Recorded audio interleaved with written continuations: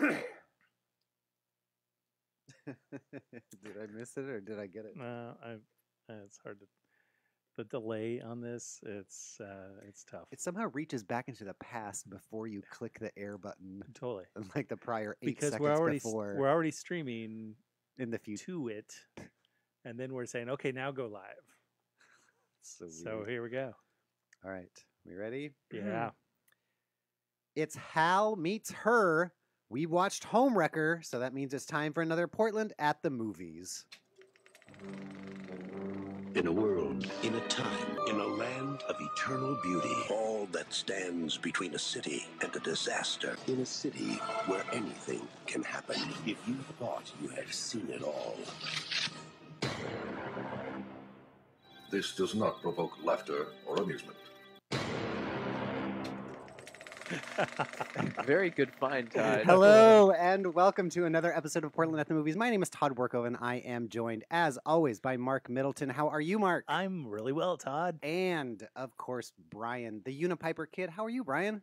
Doing well. Good, good. Well, we have a doozy of a movie today, and Brian, it is one that you had selected, and it is called Homewrecker. And it was directed by the guy who did April Fool's Day. Do you remember that 80s horror movie? Really? It has the picture. Oh, on yeah, her braid is in a noose. Is a noose. Which I never saw the movie, but I always saw it on the shelf when I was a kid, but I could never rent it because it was rated R. I have it at home, and it's on my list of movies to watch. So he did nothing. This guy did nothing but TV, a bunch of TV movies, and then April Fool's Day out of the middle of it. Interesting. And starring Robbie Benson, who apparently was the voice of Beast in Beauty and the Beast, and also in Rent-A-Cop with Burt Reynolds, R.I.P., star of Portland's Breaking In. Wow. Isn't that weird? While we're on the subject of connections to this movie, I can tie it back to The Last Innocent Man, which you also tried to tie it back to earlier before we started recording. Yeah, and it didn't connect. It didn't connect. No, I thought one of the locations was the same, but it was not. No, but I have a solid connection. Kurt Hansen is one of the actors. He plays the general who comes and visits our main character. Yep. So that general, Kurt Hansen, he had some role in The Last Innocent Man, but he also in The Goonies plays Mr. Perkins, who is the land developer trying to steal the Goonies. Okay, so he was. So there's a also local... a Lester B. Hansen who is listed as.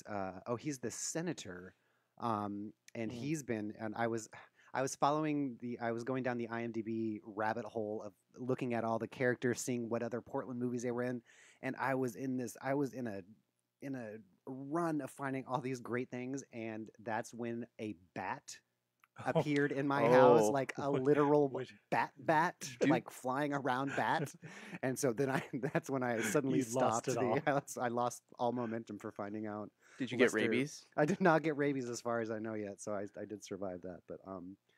But the Robbie Benson, who's the voice of Beast and then Rent-A-Cop, he was also a pretty successful TV director. Did like Friends and Ellen and nice.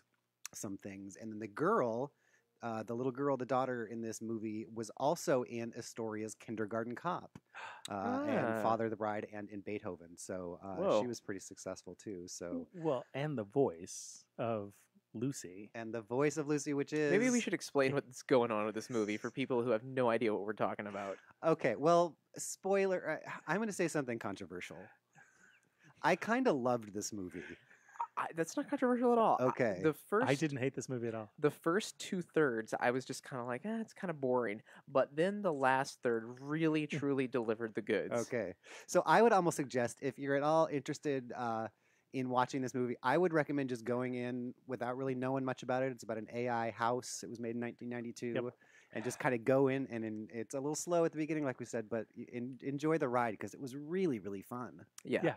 Yeah, and then come back and listen to the rest of the show. Yeah, totally. So now that you're back, why don't you explain, Brian? Well, you know what this movie reminded me of? When you see online people, it's like the fad now, artists will make like VHS covers for modern movies, but make it look like it was made in the 80s.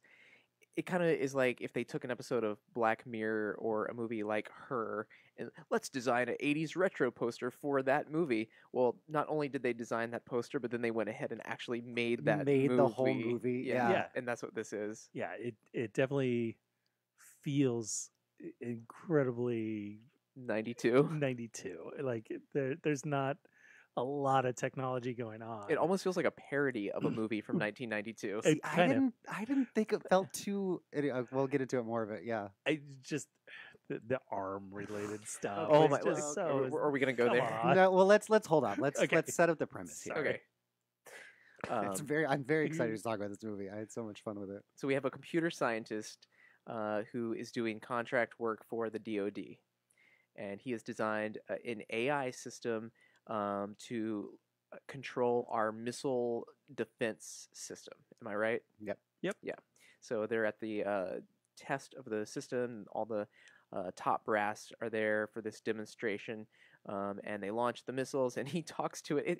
It's essentially just an Alexa, or Yes. Google, and it's like, okay, Alexa, launch the missiles. And it's so funny in the context of 1992 to think like, wow, if it was an AI, you'd be able to tell it what to do. And all it's really doing is firing the missiles. Like, if there was a button there and someone manually pushed it, that's all the AI is doing. But then, what was it supposed to do, and what did it do? On Right. accident? So, it hits its targets, and the test was a success. But then a civilian aircraft flies into the test site, and then the AI is like, oh, unidentified target. And, of course, it ends up destroying the civilian aircraft. So the program is scrapped, and our scientist engineer man goes hard and hits the bottle and has like a mental break or something. Yeah, he goes back home and sinks into a depression. And he's married and has a little daughter. So he goes to live in a cabin in the woods to find himself. to get through this, to work through time at a hospital too. Oh yeah, So he yeah. spends time at a hospital first in a rehab, and then Gets out. discharged. And then tries to live at home, but says, I need to do this alone or whatever, to his wife, and then moves to the woods. Right. He moves to the woods where he then rebuilds. What was the name that he gave that system? Starscream? Starscream. No, No. Starscream is a transformer. Starfire? Starshield. Starshield? Starshield. Starshield sounds right. Are we Yeah, sh- are we that's sure I had it it? in my notes, but I also had Starscream in my notes. So your your mileage may vary, but I'm pretty sure it's Starshield. Starshield. Yeah. Um, So he rebuilds Starshield, and he gets frustrated because it takes everything. It's kind of like Drax from Guardians of the Galaxy. It takes everything literally. yeah. And then he gets really frustrated at it, so he decides to rebuild the program, from the ground up. To be more human and to understand Humor. humor and. The scene where he was teaching it jokes was Okay, I very have funny. that flag to look at, but yeah, so that's the basic premise of this movie. He But he gives it a female personality. yeah, and that is played by Kate Jackson. Kate Jackson from Charlie's Angels, and more importantly, Scarecrow and Mrs. King. Oh, okay, so She was Mrs. King. okay. Who was the Scarecrow? Oh, that The skinny guy? guy. Yeah. Oh. Is it a thing like the Ghost of Mr. Chicken? No. I have no idea what this the Scarecrow thing is. Incredible Mr. Limpet. Scarecrow was a Scarecrow and Mrs. King. yeah. So Scarecrow, he was a spy, a legitimate Is this a TV regular show? TV Yes. show It's a throughout the 1980s 80s. TV drama. And Mrs. King, she was a stay-at-home mom, and there was some mix-up somewhere, and she became the sidekick as a spy. So So she wasn't really a spy. She was just originally she wasn't, Right. but then she became a spy, and also had to live her daily life as a mom. so it's like Angelina Jolie's Salt. Together. Right. And so she was, and so she had to lie to her husband all the time, Interesting. and but she had this little side hustle with Scarecrow, and they weren't together, but they Together, were they together. fight crime. So how is it on the scale of heart to heart of Just- and I loved that show in the 80s, Scarecrow and Mrs. King. I just loved it. yeah, so she is the voice of Lucy. Lucy, who he renamed The AI is named Lucy. Starshield to Lucy. Wouldn't that have been crazy if it was Alexa, though? That would be pretty great. So when we get to the part that's very 80s, that is very 80s. But the rest of this, I was really surprised at. So when he's building this AI, he's also making the AI house so she can open the window. She turns the lights on. She can control the fireplace. She can help do other things. But I was kind of surprised at how reasonably well they did as to like the idea of a smart home. Like it wasn't like some crazy Star Trek nonsense. It was like really like practical. Yeah, and reasonable. It's like, oh, I can totally turn see on that. turn on the lights, you know, and So her problem is Lucy's problem is she doesn't know humor. So here's the guy, David, his name is, which I realize is also who's the main character in 2001? Isn't that also Dave? Dave. I can Dave. Yeah. So they borrow a lot down to the little thing on the wall. Her eye looks exactly like Hal's eyes. This movie truly is 2001 meets Her. Yeah, totally. Well, and there's a little Ed 209 thrown in there. Was there? Well, yeah, because first the missile defense system goes rogue and blows the guy out of the sky, and then I thought War Games. I was thinking War Games. There you go. There you go. It's a lot. It's a Lucy. mishmash. That's true. There's 2 references in the movie to it. But here he is talking to Lucy, the home AI, about humor. Lucy, are you listening to me? Yes. I did not expect your voice to amplify. That's what happens when I get tired. I'm sorry. What's new? Oh, I missed the whole setup. That was not very funny. That was not very funny.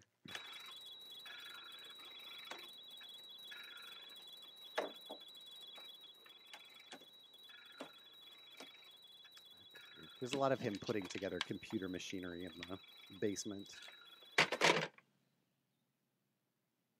Access, please. This is DW1. Voice recognized. Good morning, Dr. Whitson. Thank you. Thank you. You are welcome. All right. You need a name. My name is Starshield. No. From now on, I'm going to call you Lucy. All right. And then he teaches her humor. And then, then he asked her what a joke is. She couldn't. He asked something about what's new. We heard a little clip of it, and the joke was, I don't know, what's new with you is that kid's payoff, and she finally figures that out. And then one of my favorite things happens. He says, I am going to teach you everything. And we get this montage of him reading these different books. And I bothered to figure out what books he was reading. So he says, I am going to teach you everything. And he begins by reading Little Red Riding Hood. Okay. A little bit of Alice in Wonderland. Then I couldn't find this. He says, who calls? Who pays? What will you talk about? And where will you go? And then he quotes Wuthering Heights, and then he reads Sleeping Beauty. Those are the 5 things he reads to her in a montage of I am going to teach you everything. Well, the one that stood out for me was when he specifically targets humor, and he in a very serious tone of voice is like, why did the chicken cross the road? Was that when it was the male voice of the computer still? Originally. Okay, I'm going to see if I can find that here. I do not have enough. Yeah. Chicken.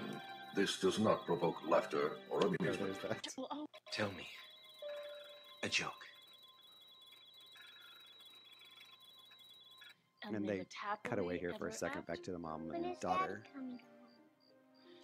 I don't know, sweetheart. He's gone crazy. He still loves us, doesn't he? Of course Always he love does. us. He'll always love us. Now come on.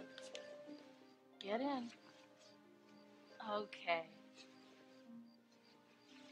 Close your eyes and go to sleep. Why did the chicken cross the road? Given the current data, I cannot ascertain the motive. The chicken crossed the road to get to the other side. This is a joke. Given the current data, there can be no other motive for the chicken. This does not provoke laughter or amusement. He read that like a Vulcan. It totally did. It's An Spock the angry AI. Vulcan. You know what else was in this movie that I loved? How he got his mail. Do you Oh, remember that? that? That was What cool. was that about? He had a pneumatic tube Because to this connect. was this supposed to be in the future at all? I don't think No, so, but no. it I don't felt think so. like it. And It was just showing you that he's like, an inventive, creative He's person. on the bleeding edge. yeah, of which is weird technology. because it was for his cabin house. He had the big nomad, Right. and it went right into his kitchen, which I thought was the coolest thing. Shunk. So the homewrecker in the room. Yes. Do we have any definitive? Sorry. You rang. Do we have any definitive proof that this was indeed filmed in or around Portland? We found. I don't think we have any proof. We have no proof. We have. we found it listed somewhere. We did. It was actually listed. And there is, I believe, the Oregon coast. When the very first shot when they pull up to a beach looks like the Oregon coast. Yeah. There was a website. Oh, that's not the coast. That's an airport. It is an airport at the coast. There's water line in the Oh, okay, background. okay. So I think I found this one on a filminamerica.com website. Yeah, and I've been there before too, and they have some. They're relatively trustable, but there are almost no exterior shots to this. There's a cabin in the woods that does look like the Pacific Northwest woods. It didn't locate that in any way, but the rest of it. It's a very small scope movie. It takes place in a cabin, and that's about it. Yeah, it's him in the house, which I thought was interesting because if it was filmed somewhere around here, why? Like if Yeah. it was all interiors, why would they bother coming Right. way up here? It must have been filmed here because the actors Oh, that's true. were from here. Yeah, you're right. So that's our one sure connection is Because that one guy's only in guy who Portland played filmed Thing, movies, and he's in this. there you go. And This is like carbon dating. and We're counting the rings of Homewrecker to see what era it came from. so, And so there in the opening of the movie, there's a Cessna 172 that takes off, and this Cessna 172 was registered in Milwaukee, Oregon. Oh. So November 456 Whiskey Alpha for Yep. those playing at home. But what? Yeah, I couldn't. I can't quite figure out what would have brought this production here, other than there was a cabin in the woods. But it's not like California doesn't have cabins in the Cabins. wood. Yeah. Anyway, he did David, our main character David, who apparently was the voice of Beast in Beauty and the Beast. He half the movies he's wearing transition lenses, which drove me nuts because they were always like sort of shaded over, but not that's really, and funny. I it just didn't notice drove me batty. And he looked like Skippy from Family Ties. which he I- did look like Skippy from Family Ties. So when I was watching this, there was just something for about the first quarter of this movie. It was just bugging me in the back of my head. It was like an itch, and I couldn't figure out what it was. And it was because the plot is so similar to her. Yeah. And the AI's voice was named Lucy, and just like something wasn't connecting. And then eventually I figured out what it was. So Scarlett Johansson Hanson played Lucy in the movie Lucy. and the voice in her. Yes. Now, what is Lucy about? Is that another? So is that an unrelated movie? Because I had unrelated Lucy movie. stuck in my head too. So Scarlett Johansson. Okay, but gets Lucy is not about- superpowers. because- Basically, because she's activated her whole brain. Okay. That sounds like that one Bradley Cooper movie where that same thing's happening. He takes the pill Right. that unlocks the other. The scientists say we only use 10% of our brains. I love that. What if we used it all? Exactly. But in Lucy, it was Morgan Freeman saying those words. Okay, because then there's also Ex Machina, which is Right. I forget who's in it, but it's seeing if they can Oscar pass Isaac. and to see if they can pass the Turing test. And so all of those, it's funny, had elements of this. And again, I thought this was one of the things I wrote down at the end of this was probably more than any movie, especially one that's a thriller, especially one about out of control AI from 1992 trying to kill you. Everyone in this movie seemed to act like a real human being would act in that situation. I get that totally. Like it Okay. wasn't a series of like weird decisions or running. Like everybody was appropriately scared or interested or freaked out or Right. yeah, and yeah, I you don't see that often in movies. People just acting like a real person would act in that scenario. There was one problem I had in regards to the title of the movie. Homewrecker, the setup here is that, this AI is going to like destroy his relationship with his wife, but he never, the feelings are only one-sided. Yeah, he never he really was the homewrecker. Right. He doesn't fall in love with the AI. She falls in love with him, but this happens. His wife sends him divorce papers before he even develops any sort of relationship with the AI, so that there's no home wrecking really going on. And then here's so as he's moved out, he builds Lucy, the computer or whatever, his wife, who has been like nothing but like awesome and supportive up until this point, and suddenly calls out of the blue and says, "I just sent you divorce papers. I don't even want to talk about it," which I thought was strange. But then he surprises her at her house, at the wife, maybe ex-wife's house, and says, "Oh, I should have called first." And she runs upstairs to write something down for him. He walks into the living room and sees papers on the coffee table and leaves without her knowing. And she comes back downstairs and sees that. What was that all about? I thought that was him signing the papers. But what? Because his thing was like see? he hadn't signed them and he wanted to keep trying. But what happened? His mind in that instant. In that instant, so much to leave. Yeah, that didn't make sense to me either. Yeah, and that was the only other exterior, was him crossing a street to get to her house. But the version that is on YouTube. By the way, you can watch this whole movie for free on YouTube. Homewrecker 1992. There are some other Homewreckers, so find that one. But it's too blurry to see what's behind him. But it seems like somewhere in the West Hills, but we haven't located yet. So I actually wrote down, before I sat down to watch this, I wrote down some predictions about what would happen in this movie, and I was way off. I was hoping that there would be some, 90s CGI, computer cyberspace type graphics. We didn't get any of that. Nope. I was thinking that somebody was going to get zapped into cyberspace. Ooh, didn't happen. That didn't happen. I thought that at the end of the movie, our main character was going to end up as an AI. He was like killed in real life, but then he lived on as an AI. Right. Wow, that is a great movie. I want to watch. It was not this movie. I went into this thinking it was going to be either a high bar of just fantastic 80s lame TV movie, or something like you described, something so crazy over the top. But it was neither, but I was still satisfied. I knew nothing about this movie going into it, so I didn't know. I was very confused at the very beginning, when the beginning starts out with missiles firing and on board a Navy vessel, and there's a senator and the 4-star general, admiral, and as everybody. I'm like, are we talking about Homewrecker of 1992 of Portland, Oregon? Like, none of it, and I literally had to stop and look at the title, and I'm like, all right, this is the link that Todd sent me. I'm going with it. That beginning scene too, when when Starscream or whatever, the Star Shield, goes rogue and he's locked onto the civilian airship, and like the whole control room is freaking out, and the guy Dave who built it tries to say, Starscream down or whatever, but then the robot doesn't recognize him because he was shouting instead of talking in a very that was a really have to take the unuseful way to have a military anxious out of my voice. But the missiles are on the way to hit the civilian plane, and David wants to stop it, and like the lieutenant guy was like, no, let's just see how this plays out. I'm like, what? Why? This guy's going to die. What other outcome could there be? I was waiting for Starscream to respond. I'm sorry, that command is only available for Google Play Music subscribers. I'm sorry, I don't understand what you... I don't understand.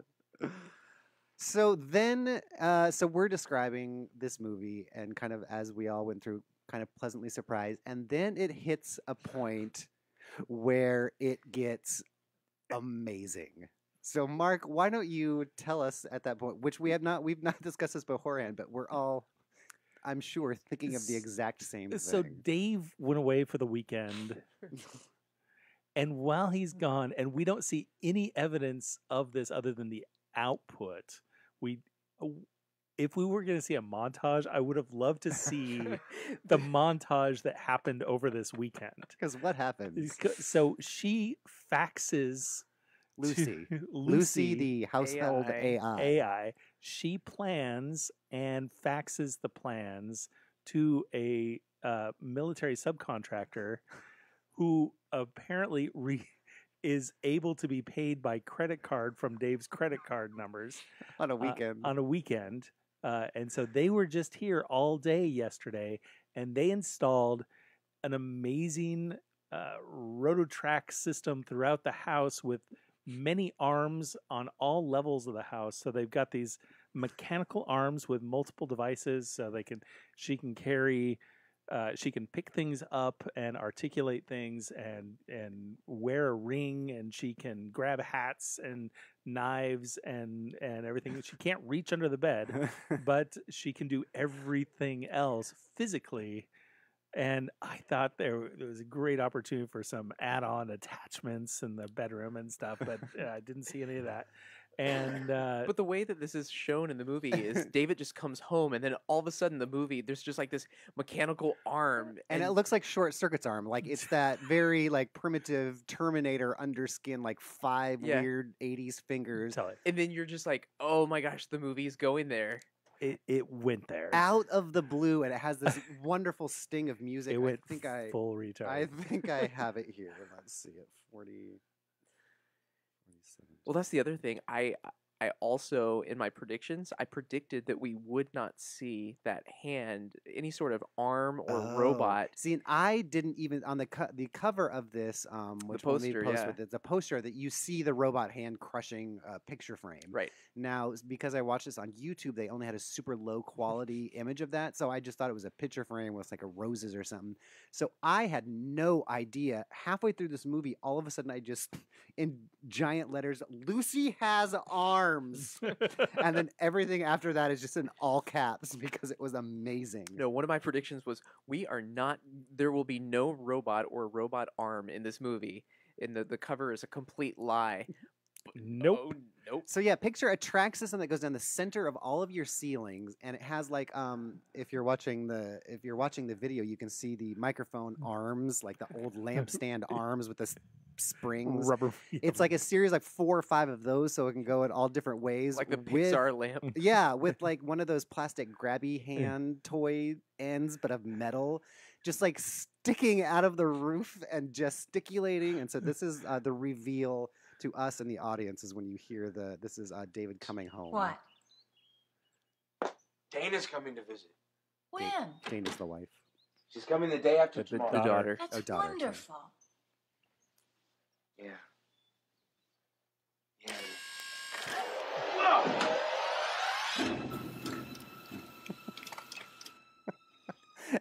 He grabs the hat off his head. And he was as terrified as we were. And he was appropriately terrified, although she goes on to say, let's see if it's close here. Go ahead. I think what really sold that concept was the fact that the AI built the arm herself. Totally. And then contracted out. What kind of day did that contractor have? Way out in the woods.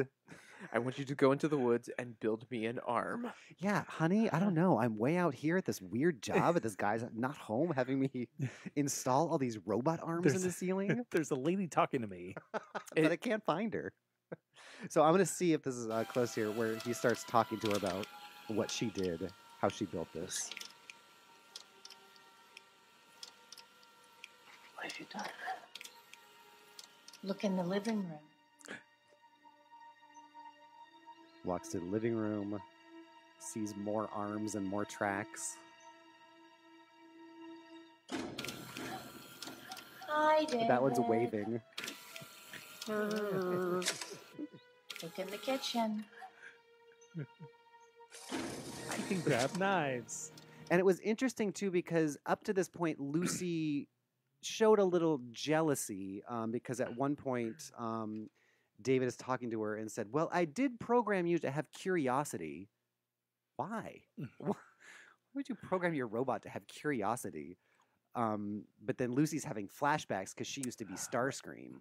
Right. and remembers killing those people. So she's having dreams, but she hasn't really shown any sort of threatening behavior, which was why it was weird when that arm, all these arms shows up. It's all the threatening music stings. Well, I think it was just so wildly unexpected. Yes, it was.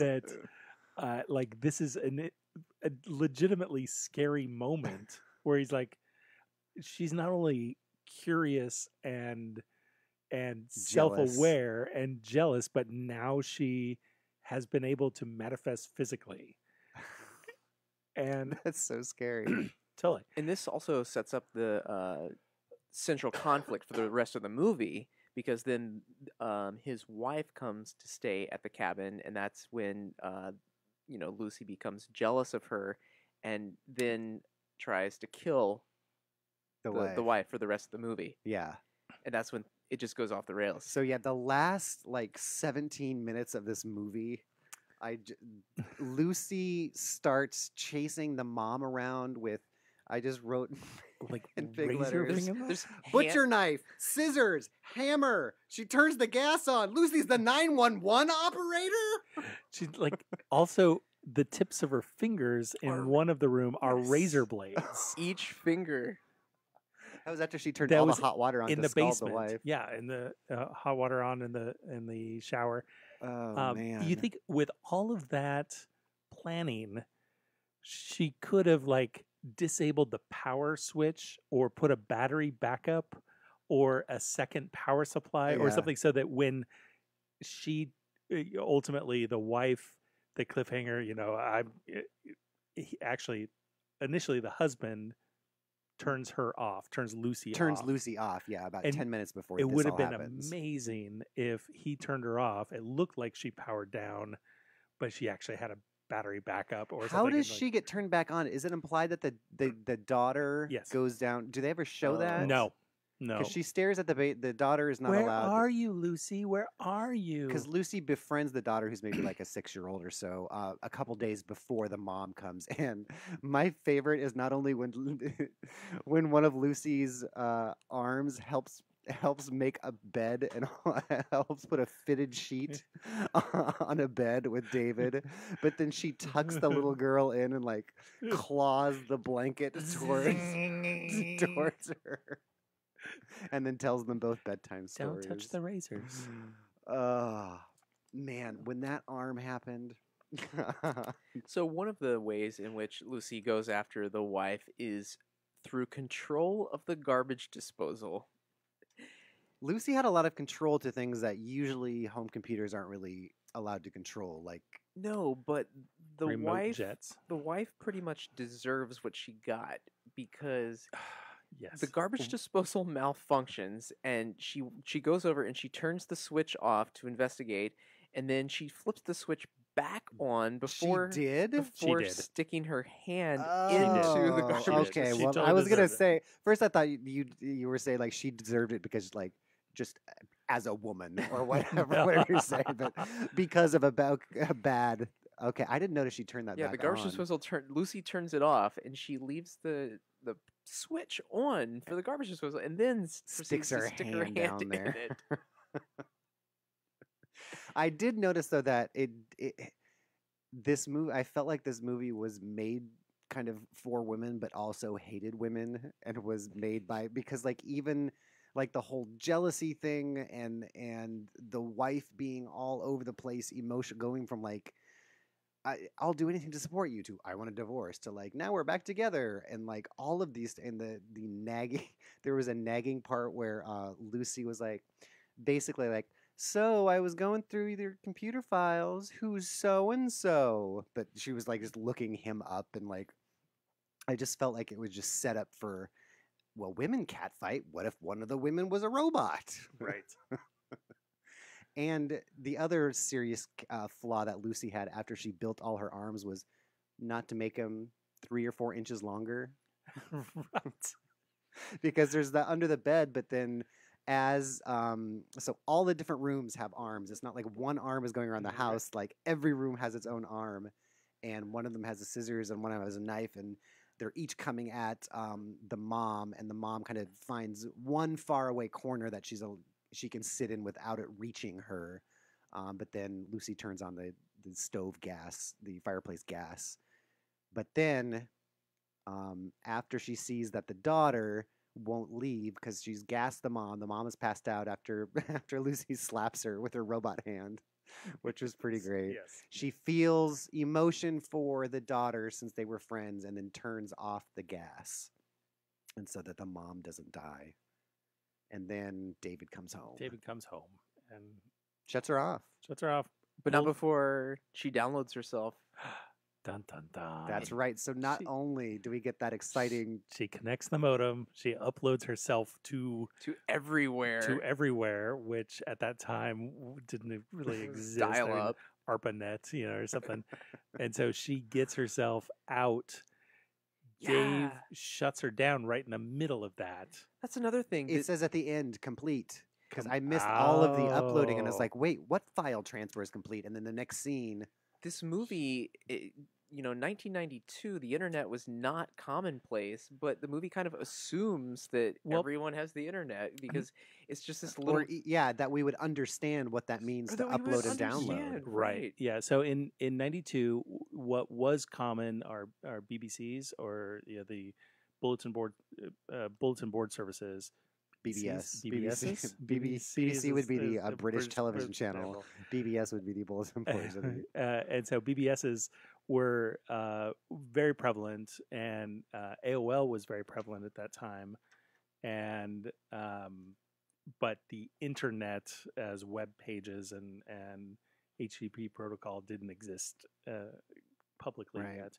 But yeah, looking back, they did very little to explain, step you through. It was just like, oh, I used your modem to call the contractor when they came out. I used your credit card, and they didn't have to explain, which was kind of interesting too. So this was a made-for-TV movie. Right. Where did this go? So I read that this was one of the premiere programs on the brand new channel called the Sci-Fi Channel. Really? How interesting. Because it definitely wasn't a Lifetime movie. It wasn't melodramatic, and it wasn't like a Hallmark movie. But there was no nudity, and there was no. Although, as she slaps the crap, they're having a fight. The wife and David are having a big fight out on the dock, and she slaps the crap out of him and says, "Don't you dare talk to me like that," because he's trying to minimize. She's telling him this house is trying to kill me, and he's like, "No, it's not." I thought his reaction was kind of funny. She slaps him, and he's just like, "I'm sorry. He's like, I was wrong." Yeah, let me see if I can find that because it was pretty great. It didn't look like she actually made contact with him too. The actors. Where was that?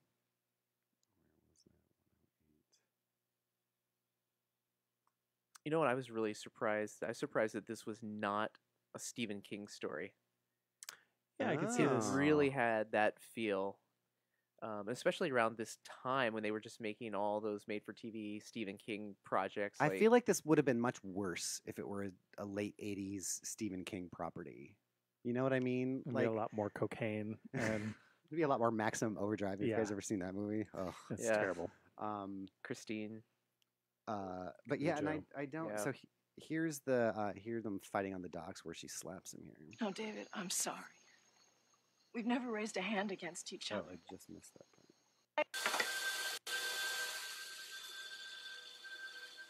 It's like from this garbage disposal scene. I don't feel safe in there. Why? What's wrong? Last night, I thought maybe it was just a fluke. The hot water scalding me in the shower. But just now, I almost lost my finger.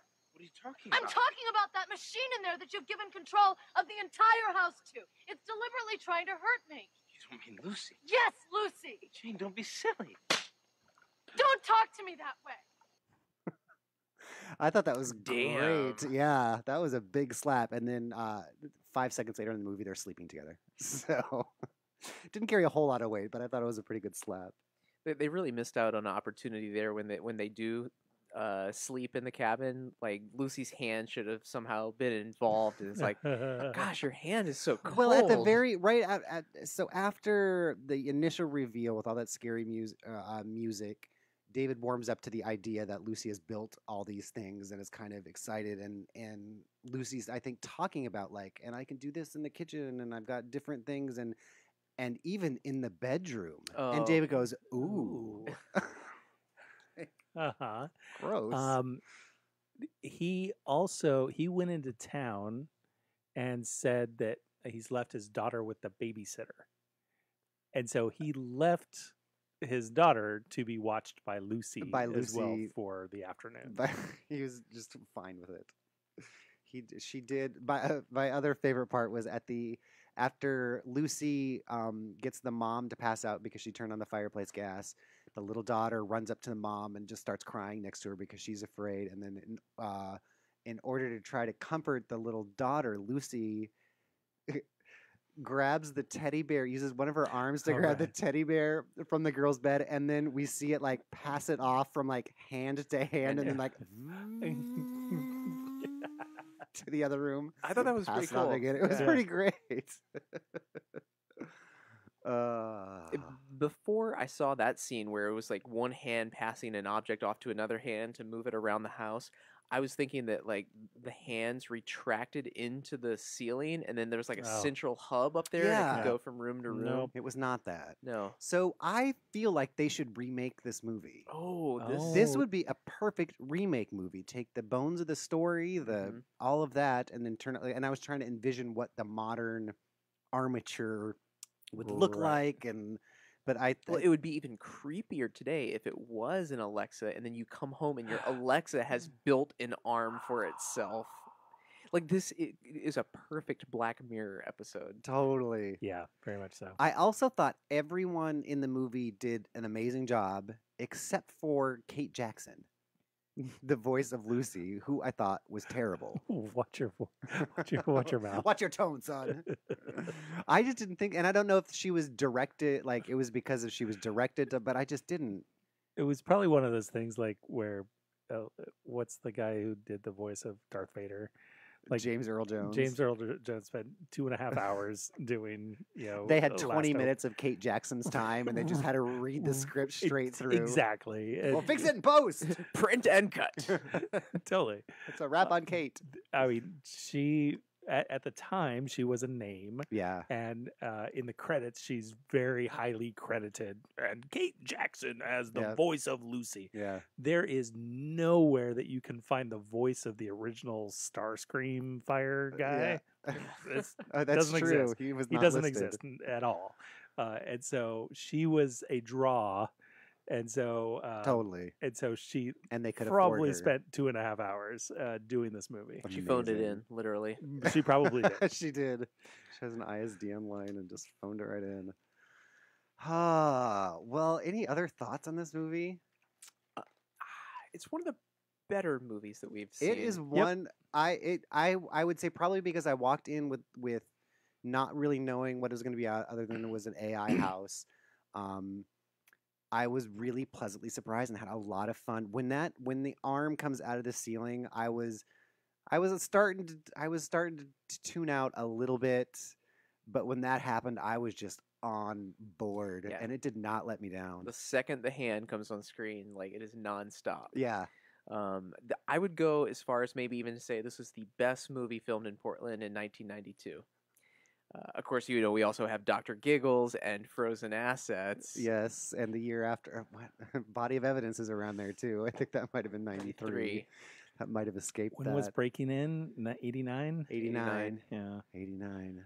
I should some good years. I need to put this on a timeline. We need to make a timeline, and so every time we can add where in history this fell. Yes. Because this was also that was 89 too. The Haunting of Sarah Hardy and I feel like there's another one we did that was 92. Free Willy, was that a 92? Ooh, Free Willy. Maybe they took all the resources. I thought that was 91. Anyway, we'll figure that out. But yeah, it was even made pretty well for it being a 93 TV movie. was Free Willy. 93 was Free Willy. But yes, it featured very, very, very little Portland, so little that we're not quite sure it was actually made here, except for those actor connections, which now I feel pretty solid about that it was made around here somewhere. There is that one exterior, but it was too blurry. So until we Maybe we do need to get that VHS copy of Homewrecker and see if it's any clearer. It's really sad because if this movie had contained like lots of great Portland locations, like it would have been just this would have been high up. Yeah, because it is a good movie, I would say. So do yourself a favor and watch it on YouTube for free. Any last thoughts? What else did I have? Oh, Lucy was also hacking the government, right? That was outside of because then the government because there's a whole break-in scene. Well, and she killed people too. She she killed the four-star admiral. She so you did not see this? Well, I'm sure I'll be reminded here. The admiral visited the house right after the cabin in the woods, right? Because there was also a break-in. There was. What was the break-in about? I remember the break-in happening. We watched two different YouTube videos. No, I remember the break-in happening, but it was right before, like right after the scene where somebody breaks in and trashes the house and destroys for Lucy, no reason. For no reason, because I wrote down, I'm like, why is this happening? Then the next scene, the lieutenant shows up and says, "So, mighty fine house robot you got here. Yes. Shamed if so would be roughed up." Right, and so he says, "Well, since you're not doing anything with it," because Dave didn't want to say all the things that had happened with Lucy and the evolution that had happened, he's like, "All right, well, we need it back, and we need our equipment back." And so Dave's like, "I guess so. Well, let's talk about it later." You know, put my transition lens on and think about it. Right, and sends him out the door. The very next scene is Lucy. You see the modem where you see a jet that had the 4-star admiral in it, and you see a schematic of the jet, and you see there's a problem with the jet, and then you see the jet explode. You did not see this? Do you remember this? I remember it now. Yeah, I do remember seeing the schematics out of the corner of my eye. So maybe that's when I was fighting the bat again. It could have been. Yeah. So Lucy was protecting herself from being decommissioned by the military, right? And so she killed the admiral to protect herself. Wow. Oh yeah. There's the plane schematics and. This movie just keeps getting better and better. Totally. So, I thought that's great. So the worst thing about this was its name. I thought Homewrecker was a really stupid name. For I agree. It's a very Lifetime should movie. Call it Lucy. Did you see what it was called in Germany? No. Computer Love. Oh, nice. Kind of a better name. Good old Germany. But it's all one word. I did want to share a couple of the YouTube comments underneath this video. Oh yeah. The first comment, I like the device. I like the fact everything was computerized. It was kind of like Eagle Eye. I really liked Eagle Eye. In both movies, the computer turned bad and it didn't listen to orders. This would be a great device to have if it works properly. Only the rich would be able to afford it. What is Eagle Eye? I have no idea. Isn't that a James Bond? No, I don't think so. Oh, that was Moonraker. I'm thinking Eagle. Iron Eagle. But I like how he said only the rich would be able to afford it when everyone has it and it's called Alexa. When was that comment made? 3 days ago. Yes. Uh-oh. What'd you do? I don't know. I moved that thing. Eagle Eye. I did notice it only has like 15,000 views on Homewrecker too, or on YouTube as well. So I don't think anyone really even knows about it, which is surprising because it's pretty good.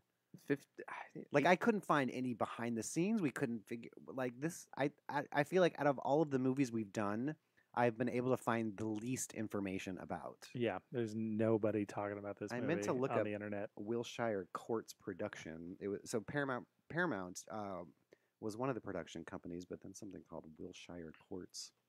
But in the meantime, as we wrap up Homewrecker, what do we have to look forward to next month? So next month is our one of our favorite months, which is October. Yes. And we get to look at horror in Halloween Town. Are we going to watch all of Halloween Town again? Are we going to watch Halloween Town 5? Yes.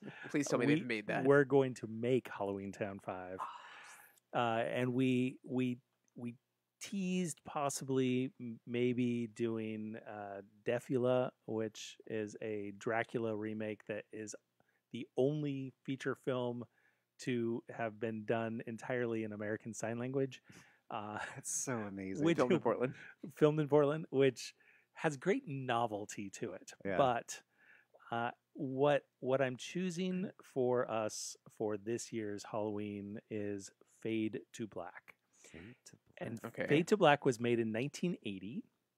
And the summary of this movie, it's pretty meta as we like horror movies and slasher movies and stuff. So this is a shy, lonely film buff who embarks on a killing spree against those who browbeat and betray him, all the while stalking his idol, a Marilyn Monroe lookalike.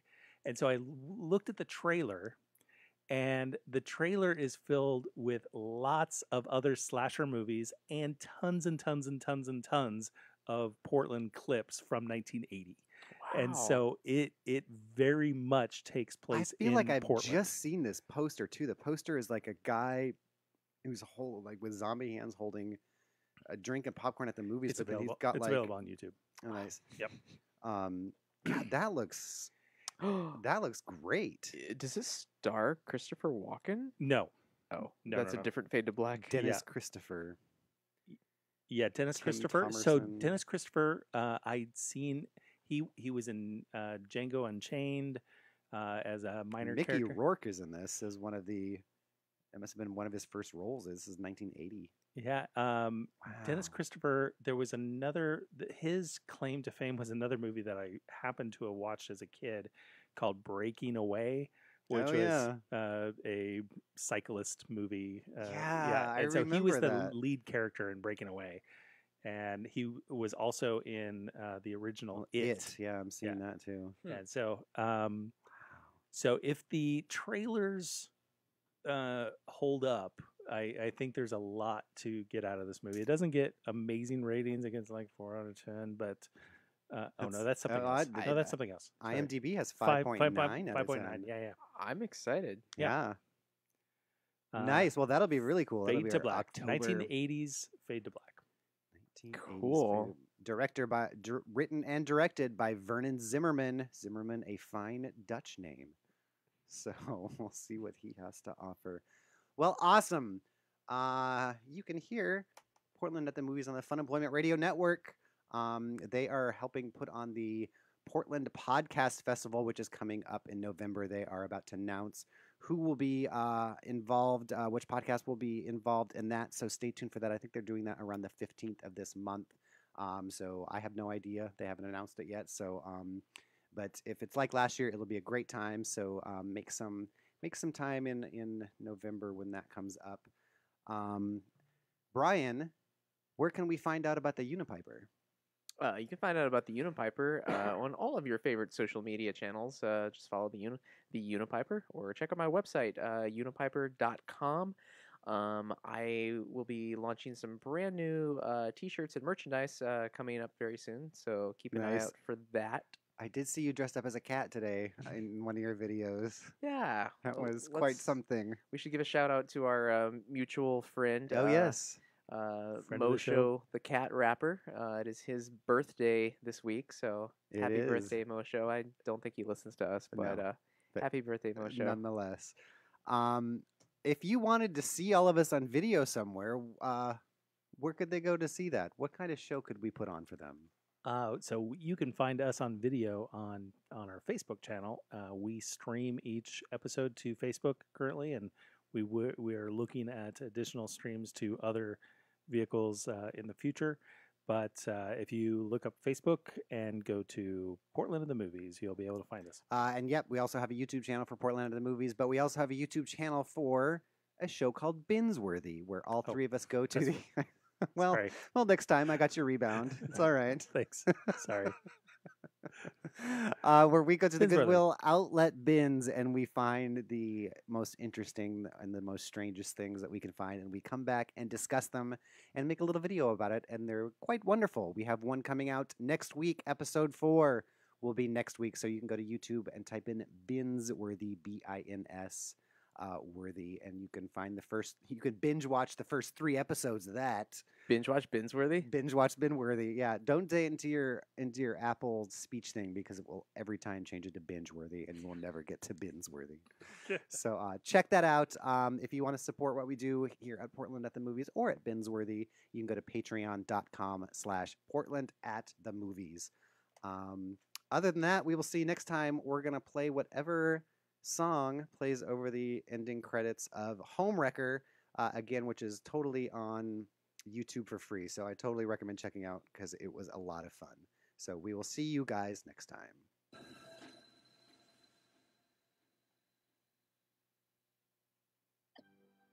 Oh, this has no credits because it was on YouTube.